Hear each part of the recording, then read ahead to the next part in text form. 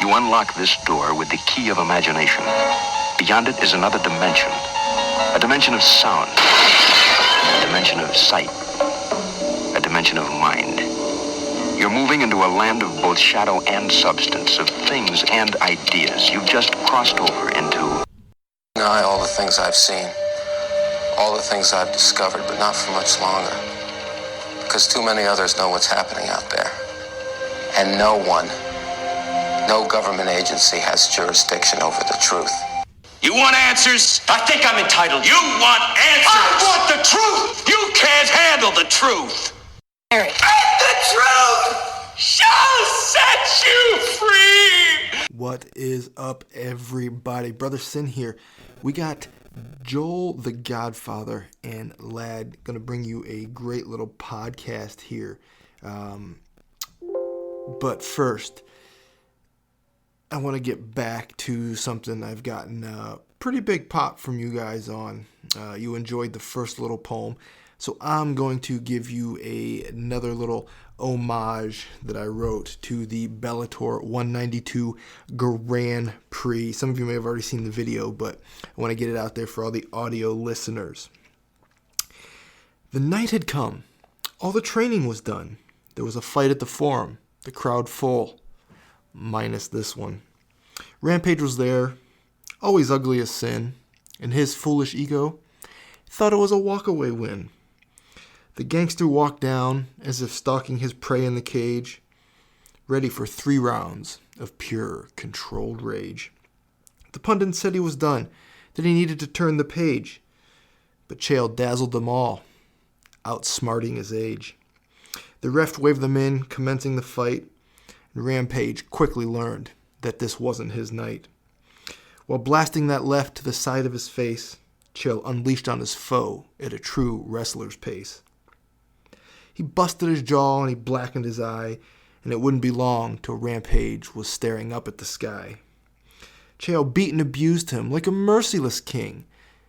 Page's only savior was that third and final ding-ding. So we hailed the victor. It was the gangster again. He flew back as a hero to those streets of West Lynn. So whether next comes old Fedor or that Tubbo Frank Mir, the heavyweight title is growing quite near. For each human is gifted with a great divine plan, and Chael Sonnen was born to be the world's baddest man. So there you go, folks, my little homage to round 1 of the Bellator Heavyweight Grand Prix. So enjoy the rest of the podcast with Joel and Lad, and we've got some big news, and we will be back together with you here real soon. To 8192 The Truth. My name is Lad Supernon. We are live in West Lynn, Oregon. You are currently watching the 90th ranked podcast on iTunes. It is my pleasure to introduce to you my dad, Joel the Godfather Supernon. All right. Well, that is really, really cool. But before we get into that, and I'm going to talk about that in a second, so I knew I was coming back Wednesday of last week, and I kept it a surprise from you. Did you have any idea that I was coming back? Not at all. So when you were coming up the road and you seen the car, what did you think?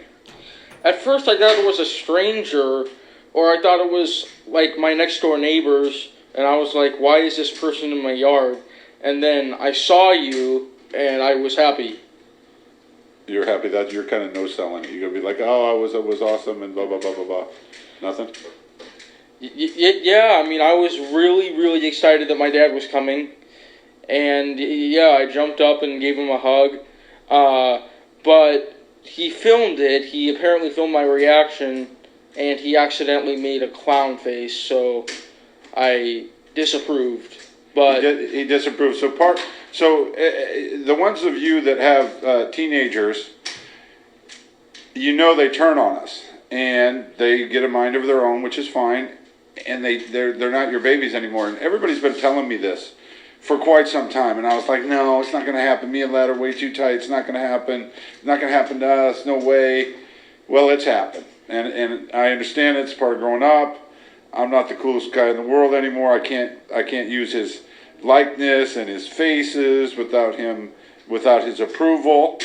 And yeah, somehow, so I did a FaceTime live. It was pretty popular, but I hit an effect. It was actually pretty cool, lad. You should have seen it. So then at the very end, when Lad was talking, he had a clown face on. He didn't like it. So it will never see the light of day. So I got some news today from Kevin that we were the 90th ranked podcast in our channel, in our category. And I thought that was pretty bad. I didn't know, there was 1 million podcasts, and that's actually really, really, really good. Then he told me what our numbers were, and I knew where they were. I knew where they were about 6 weeks ago, and they've almost doubled since then. I don't know how. I don't know how these numbers are doubling, because quite frankly, we're not even advertised. We hardly, as part, other than a very minimal Facebook presence and a very, very, very minimal Twitter presence, we don't advertise. We don't have a website. I don't go on anybody's podcast. Now, and I'll speak on this here in a second. So, my whole claim, again, I'm nobody. I'm not trying to be anybody. I believe, and this actually proves my point, that there is a voice for a nobody, for a guy that can entertain people. So anyway, my claim to fame or whatever was I was on Chael's show, Chael Sonnen's podcast, and one of the things that happened is we did really well. We had a very good thing going, and it blew up. Something happened, and he disparaged me a couple times publicly, which left a really, really big footprint on YouTube. It's one of the biggest regrets that I have about that, because again, I'm out here living. I'm a person that is still trying to get jobs and this, that, and the other. So if you Google me, what you're going to find is a huge imprint, a lot of it disparaging about when Chael and I quit working together. But I thought that I would have big numbers to start, because I know what Chael's numbers were, and I figured I would retain. I thought I'd retain a 50% share of that number, and I didn't. It wasn't even close. It wasn't even close to what came over. And but anyway, so when me and Chael quit working together, I was asked to come on almost everybody's podcast out there. Not Rogan's, but almost everybody else's. Everybody wanted me to come on and say my side of something. And I've never, ever, not to this day, said what my side was. Not one single time. I've never thought that was anybody's business. That's not going to change today. That's not going to change because Chael and I, to somewhat have kind of brought our relationship back to, not to where it was before, but we're talking. We are talking. So no, I'm not looking to go into my side of how things went, nor was I ever looking to go on anybody's show and talk about it. I think it's private matter. Now, I did think that once I got my podcast, I could reach back to those people and ask them to go on their show, because the way this business works, here's how this podcast business works from what I know. You get a podcast. All right, you do X. If you do good enough numbers, you can then get somebody to get you on their show, and your goal when you go on their show is to make an impression that will make them want to come and listen to your show. That is the only reason you would ever do anybody else's podcast. Every single time you talk, every time that words come out of my mouth, I've just lost an opportunity to give my listeners content. The people that stuck with me from the start. The people that gave me the confidence to continue to do the things. So the only reason you would ever go on anybody else's show is to steal their audience so your audience can grow. Man, I tell you, probably more than that, 95 out of 100 times, that guest is going to suck. So I'm going to go on somebody's show. They're going to ask me what I wouldn't talk to them about 8 months ago, which me and Chael not working together anymore. Then they're going to ask about Team Quest. They're not going to do any research into our show and what our show is about. And then they're going to want me to perform. Now, in truth, I can dance. I can make people listen to me. The fact is that an incredible amount of people are listening to our show despite us. What I mean by that, we hardly advertise at all. Okay, the only money we've spent is a little imprint on Facebook. We put 8192 on Jake Smith's shorts and a couple other things. So we have almost zero advertisement. We also have almost zero social media. And yet our show is succeeding. Now that's a legitimate. See, I didn't know that was a pretty big deal. I reached out to a couple people, and they told me, "Hey, no, that is a really big deal. You can now. So now we can promote. Go to people. Here's what numbers do in the podcast business. This now allows us to go to somebody that didn't want to have anything to do with us 3 months ago, and then they will then sell our product, which they have no knowledge about, but they'll sell that to somebody that will then pay us money. But here's the good thing, they're going to take 50% of that. That's not going to happen. Never will that happen. Never will we whore this product out. Never will I whore myself out to go on somebody's show that I don't listen to, to talk about something I'm not interested in, or they are interested in me, to gain a few people. I'm not going to do it. I do not give a fook about the podcast world and the podcast structure, how that relates. There are some shows I'd like to go on. Luke Thomas, for instance. Luke Thomas, I was coming back from, where was I, lad? Where did I drive from? No, not your baseball game. Malibu. I was coming back from Malibu. And you got a lot of time. I got a lot of time. I get 16 hours to think. Well, when it gets dark and you're driving out there, man, I'm just trying to look for something to listen to.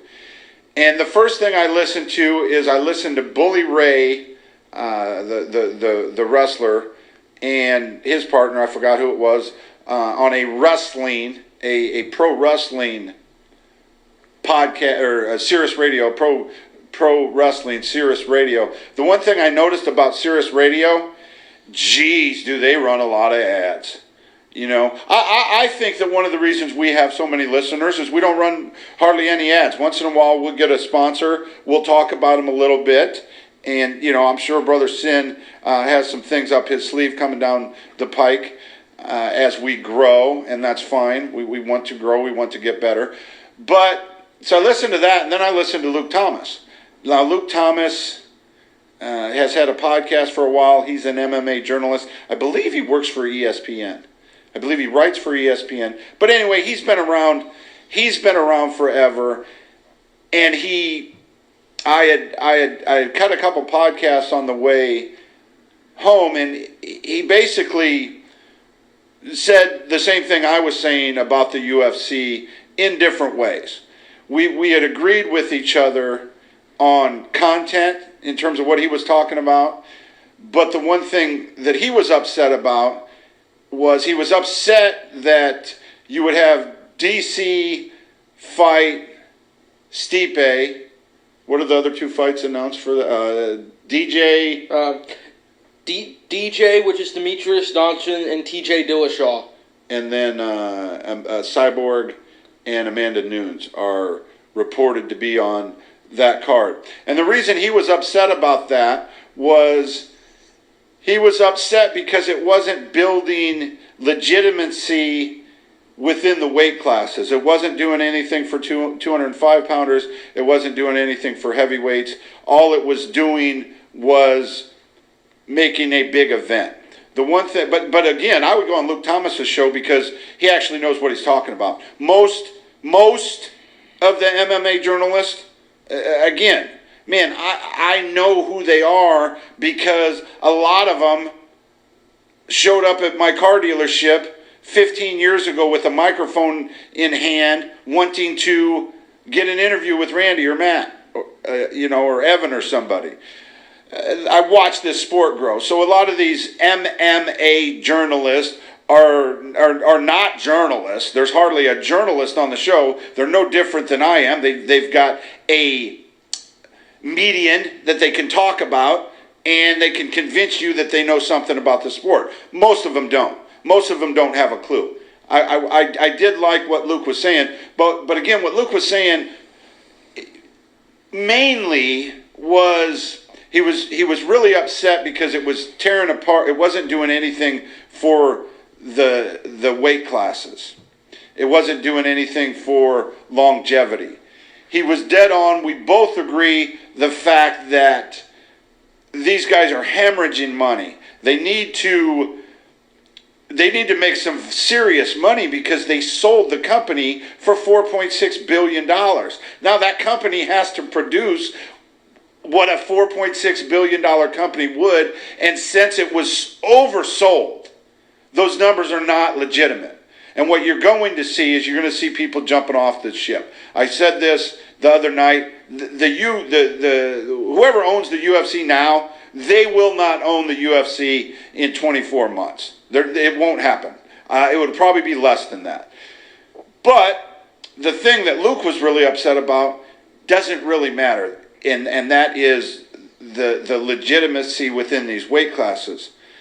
The UFC is not the NFL. The UFC is not Major League Baseball. The UFC is not NHL. There is no rhyme to reason who has a championship belt. If there was true legitimacy in that championship belt, then the best guy then Ben Askren could come and fight for it, even though he's not in the UFC. So I'm a UFC mark. I followed the UFC. I watch the UFC. I watch their content more than anything else. I don't watch very many other shows. I do watch some Bellator. I'm going to watch some more Bellator because now I have some skin in the game.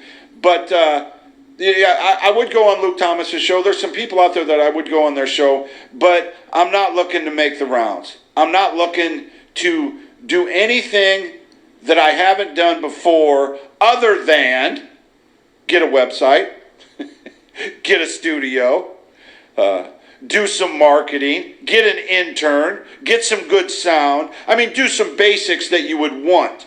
Again, the fact that our numbers are where they are and we have no studio. I'm shooting this on my iPad right now, okay? We have no studio. We have very little advertisement, but now because we made the list, some things will start changing. I hope that the new fans that come onto the show, because it's happening. I have a new fan sitting right next to me right now, Lad Supernaw. Lad Supernaw is now a fan of the show. Tell me, Lad, A, why didn't you listen to the show before? And now, what do you think of the show? I think the show is awesome. After Shayla and my dad split up, I wasn't really into the 81-92, the truth. I followed it. I did some shows with him. I obviously did a couple podcasts with him. But I couldn't find it on the internet that well. And I thought it wasn't going to be as good nearly as good as it was when Chael and my dad got on. But then I watched an episode, and then I was binge watching episodes all night a couple nights ago, like 2 or 3 nights in a row. So, I am definitely a new fan of this podcast, and I hope you all like me and my dad. And it's amazing that we're 90th on iTunes, and you can barely find it on the internet. So that I'm proud of us. Okay, me too.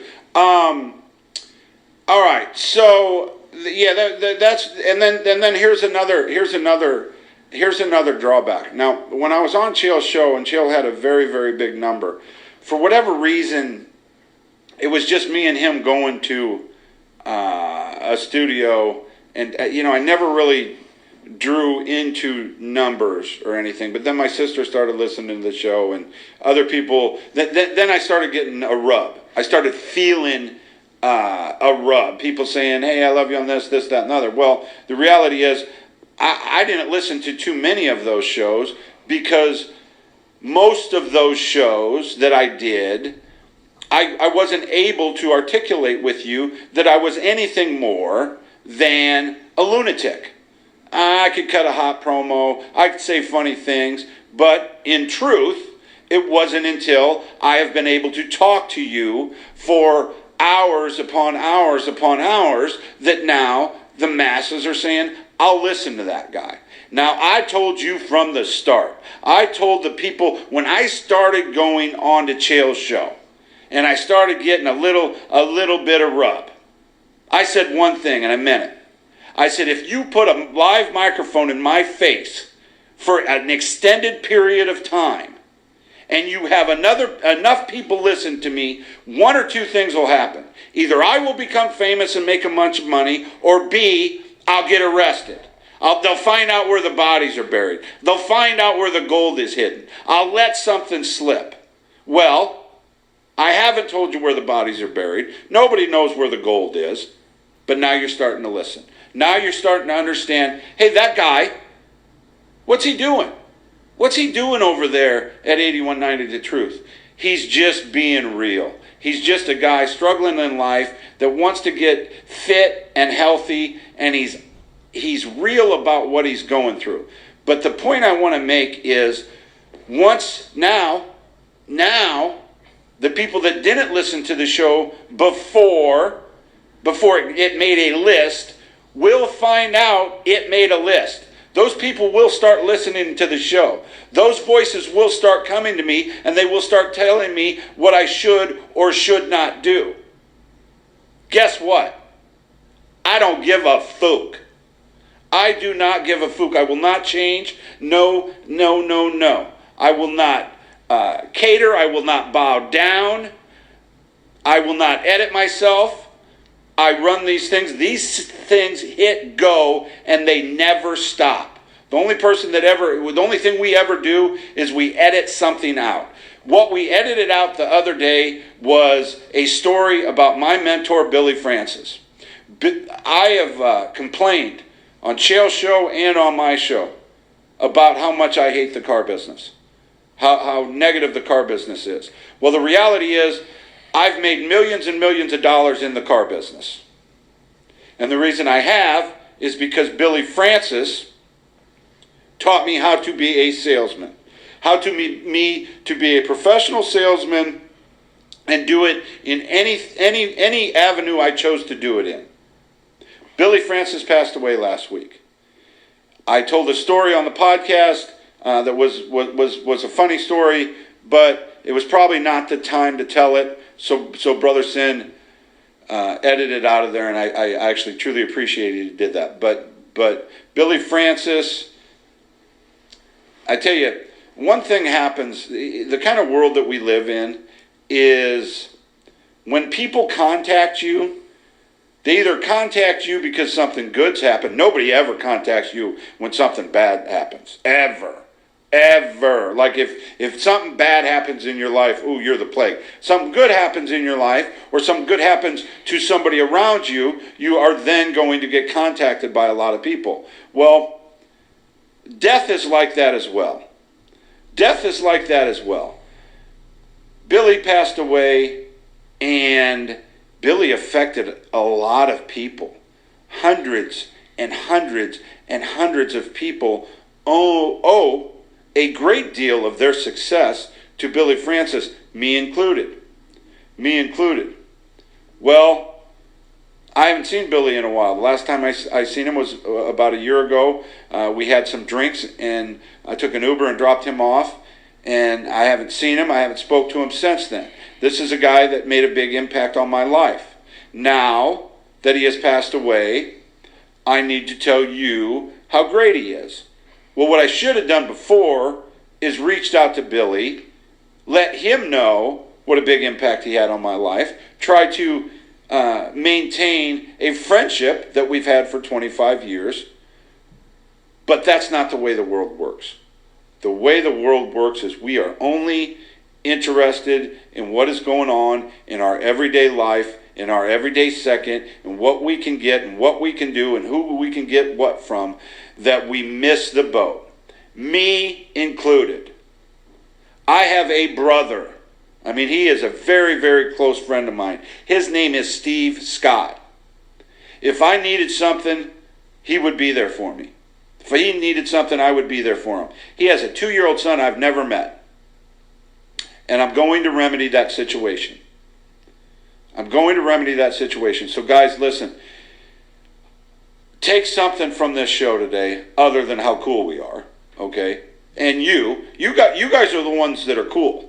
You guys, enough of you have hit enter and go and subscribe or whatever the tools are, whatever the numbers are. I don't even know how it would get us to have an imprint on this world of podcasts. You guys are the ones that need to be happy. Happy that you listen to this show. I have made a concentrated effort to give you more content because so many of you reached out to me and said, hey, it's starting to become a part of my day. It's helping me get through. So the numbers have grown since I started doing that. But do yourself a favor. Write down 10 names of people that you haven't talked to in a while that if they died today, you would be upset with yourself that you hadn't reached out to them in the past 6 months, in the past 3 months, to the past year, the past 3 years. But you, as soon as they pass away, you'll go on Facebook and tell everybody what a beautiful friend they are. You'll go on your podcast, just like me. I'm as guilty as anybody in this. And you'll talk about how great Billy Francis was. Billy Francis was a great guy. It's a shame that he has passed away. And there is my rant on that. Lad, what are we going to talk about? What are we going to talk about to give these guys some content? Stipe and DC. Stipe and DC. Okay, now we've covered this.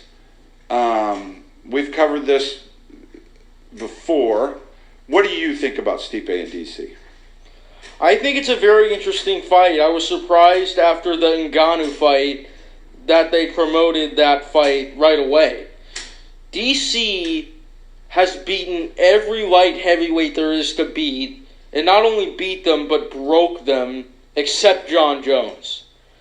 John Jones doesn't need to hold a cloud over DC. I don't think DC wants that.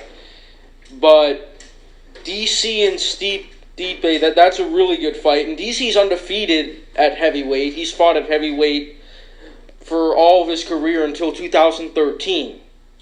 So it's a very interesting fight. They both have a chance to beat each other. But I think Stipe will win because he's a bit bigger. DC walks around 230. Stipe walks around 240. So Stipe's a little bit bigger.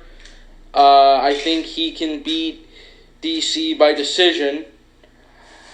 It'll be hard for Stipe to knock him out. DC has such a good chin. But DC also has a realistic chance to win this fight. He also has a chance to put Stipe on the ground. Stipe has decent takedown defense. Decent takedown defense. I don't know how many times has Stipe even been taken down. I'd like you to tell me one time he's been taken down. Actually, I take that back. He has amazing takedown defense. And what else? What is the most important thing about Stipe? Nobody beats the Stipe. Nobody beats the Stipe. Now, I tell you, the fight, you were talking about it on the way home.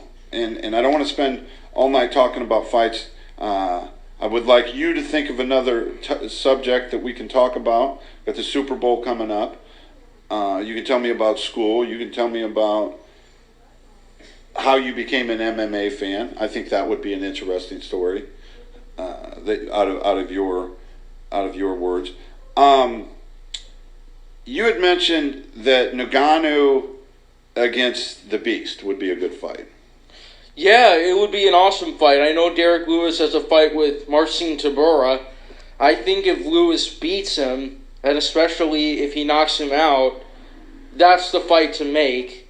I know Ngannou wants to take some time off, but that should be a good fight. Two guys that both have power. They both, in my opinion, don't have the best cardio, but they can definitely knock each other out.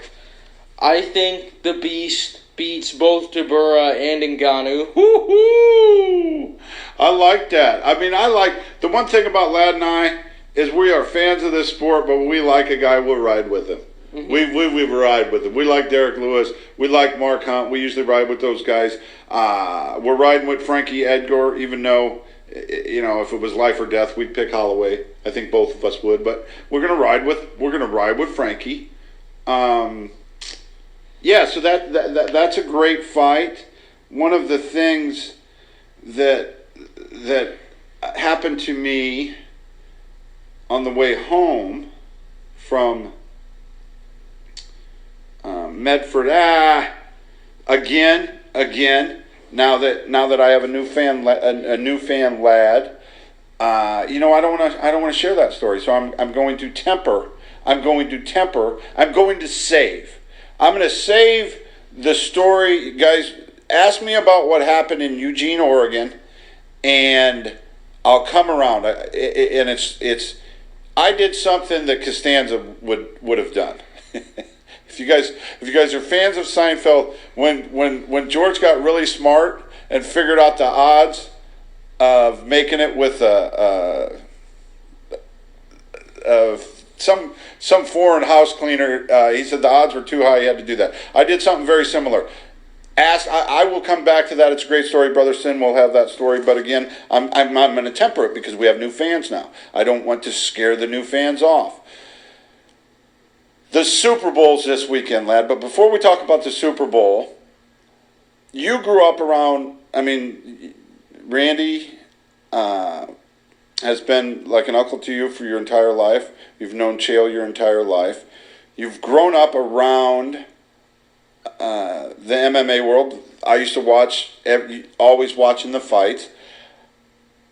How did you become a MMA fan, and how did you miss being an MMA fan before? What happened that was the turning point of you becoming a fan, and then how? Well, I know that, but once you get interested in something, you study it to no end. That's why you can talk about this. So tell me how you became an MMA fan. Well, that is a very good story. Again, I did not know that Chael and Randy were famous. I knew a little bit that they were well known, but I didn't care because my dad probably told you I was diagnosed with autism when I was around 2.5. I was a toddler. I had a lot of other things going on. And when I was about 9 years old, my dad took me to a Strikeforce event. I didn't care. And I saw this big screen. I was attracted by the event, but all I wanted to do was be on the big screen. Ryan Couture fought, I think, a guy named Joe Duarte. He beat him by split decision. I remember being kind of like, all I wanted to do was be on the big screen because I was used to being in the center of attention, and people would underestimate me because of my autism, and all I wanted was some attention. But when I was around, it was in 5th or 6th grade, I was on the internet, I was on YouTube, and something told me to look up a documentary about Randy Couture.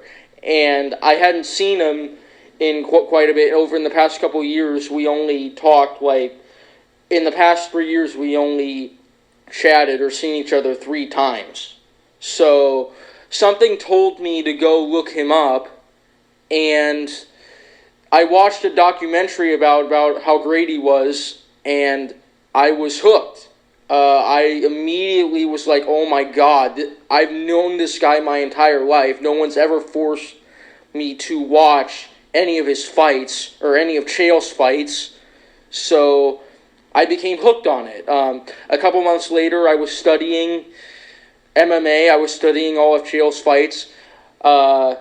I remember the first UFC event I've ever watched was Cub Swanson versus Frankie Edgar, and Frankie finished him, I believe it was the second latest finish in UFC history, and I was hooked. My first pay-per-view was when Hendricks fought Robbie the second time. That was at the end of 2014, and by that time, I already. So you've only been a fan 3 years?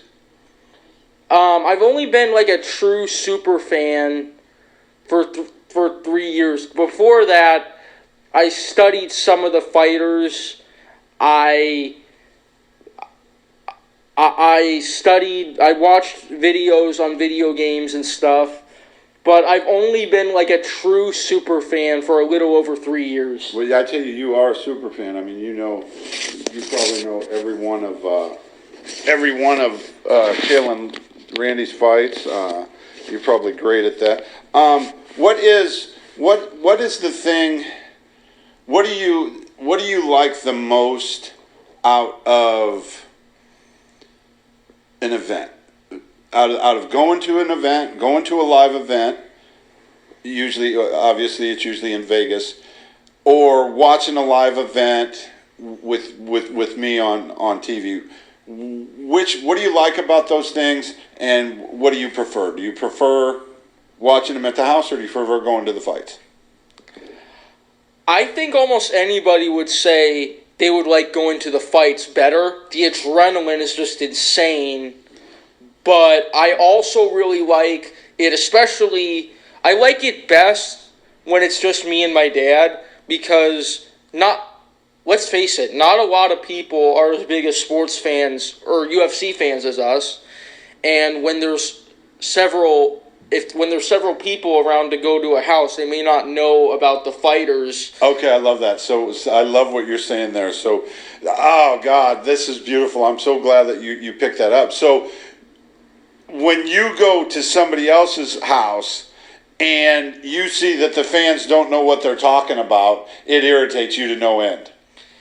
Yeah, I mean, and I don't blame them. I'm not going to be rude to them, because you can't help not knowing something. It's like being rude to somebody when you don't know something in biology at school. It's nothing different to that. But going to a UFC event, one of my favorite parts on going to a UFC event is the intro when the main card starts. The Baba O'Reilly, a popular song from the 1970s, comes on. It gives me chills every time I hear it. It's amazing. It can share all the history of the UFC without saying a word in less than 5 minutes. You know that that is true. I love that. The first time I saw that, I actually recorded it when Chael was fighting Dan Miller. I actually recorded it. It was really, really cool. And I love that too. For me, I would rather depend. Well, if it's a really, really big card, I would rather be there with you and go through the whole donkey, though, not just the fights. I want to experience the weigh-ins and not now, because they're not real weigh-ins. I don't know why they would have 2 weigh-ins. Make the fighters do one extra thing, but I would probably, even though I said, the only way to watch a friend fight is on the TV, that is still true. But I would rather go to a live event with you as opposed to watching it on TV if it's a big event. Now, all of the other ones, I wouldn't go to every event. But thanks for sharing, lad. Thank you for becoming a new fan. Did you subscribe? You got to hit the. You got to go to the podcast thing and hit subscribe, because that'll help our points. I have never been a subscriber, but I've never been taught to subscribe things. But I definitely will subscribe to this channel. All right, I'm gonna close tonight up. We can talk. Me and Sin can talk about the Super Bowl. 40 minutes is where we're trying to get to on the medium. We've got some prospective investors. Apparently, the point of return on your money is getting 44 or 46 minutes of content, whatever. I let Sin figure that stuff out. But to this date, the only guest that we've ever had on the show is Jake Ellenberger. The only guest that we've ever had on the show, other than Lad, he's helped co-host several times, is Jake Ellenberger. I consider Jake a friend. I sent Jake the information today. He said, congratulations, now you can tell everybody to F off. And I thought about that for a minute, and I was like, Here's the problem with that. I don't know who to tell to F off. I don't know who I owe an F off to. I do believe there's probably a certain amount of people that listen to this show that would never admit to it, that maybe go on their tweets and talk about, oh, it's horrible and the audio is horrible and this, that, and the other, but they keep coming back. They keep coming back. So even those people, they're not going to get an FO from the Godfather. But I will leave it up to you. I will leave it up to the universe. If you have an FO coming from me, I would like to take this time and let you have it. Congratulations, you have the FO that you have earned and that you've had coming for quite some time. Other than that, deuces. Lad, you got anything? Unless you want me to talk about something, but this is a really good show. And peace out, baby. That's why. See, did you see Poppy? That's why you gotta prepare for these shows. They're harder to do when you don't have a topic. It's easy to talk about MMA. It's the easiest thing in the world to talk about MMA. But the reality is, the reason this show is gaining steam is I talk about other things. I talk about what I'm going through. It's interesting to hear you talk about your autism.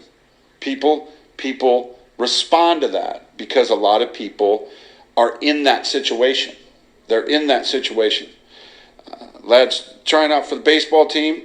When is the date? February 29th? February 25th. February 25th. Lad's got a big, important tryout. He's worked very hard for it. We're going to work the next few weeks together, making him a little bit more prepared. And guys, listen, I thank you. Okay, I thank you. I will tell you what my goal is. My goal, and it's very, very simple. My goal is to get a huge, huge audience that allows me to get a ridiculous income. And then, right when all of you are not expecting it, I turn on you, because that's how the world is. But guess what? That's not the truth.